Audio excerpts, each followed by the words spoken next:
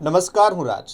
આપ જોઈ રહ્યા છો સ્પાર્ક ટુડે ન્યૂઝ. નવસારી શહેરમાં મહાનગરપાલિકા દ્વારા હાલમાં જ બનાવવામાં આવેલો રોડ ડામર ગરમીના કારણે પીગળી જતા લોકોમાં ભારે રોષ જોવા મળ્યો છે. નવસારીમાં ગરમીનો પારો 40 ડિગ્રી સુધી પહોંચતા શહેરના મોટા બજાર વિસ્તારમાં રોડ સરફેસ કરવા માટે સ્મૂથ કરવામાં આવેલો રોડ કે જેનો ડામર પીગળી ગયો છે. મોટા બજારમાં નવસારી ટાઉન પોલીસ મથકથી લઈને ટાટા સ્કૂલ સુધીના રોડ પર ડામર પીગળતા રસ્તા પર ચાલતા લોકોને ભારે હાલાકીનો સામનો કરવો પડી રહ્યો છે. ખાસ કરીને ઈદની ખરીદી માટે મોટા બજારમાં આવનારા લોકો મુશ્કેલીમાં મુકાયા છે.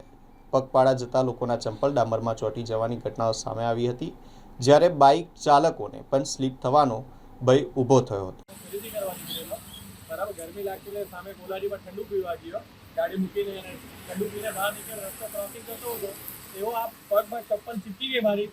ઉખડે બીની ચપ્પલ આખી તૂટી ગઈ. આ ડાંબર તો એવું પીગળતું છે. હજુ તો ગરમી નથી ચાલુ થઈ. એપ્રિલ મેમાં હું હાલત છે અત્યારે આ તો મારી નવસારી મહાનગરપાલિકાને આ વિનંતી છે કે વહેલી તકે આ રસ્તાનું કંઈ કરે અને નિવારણ લાવે.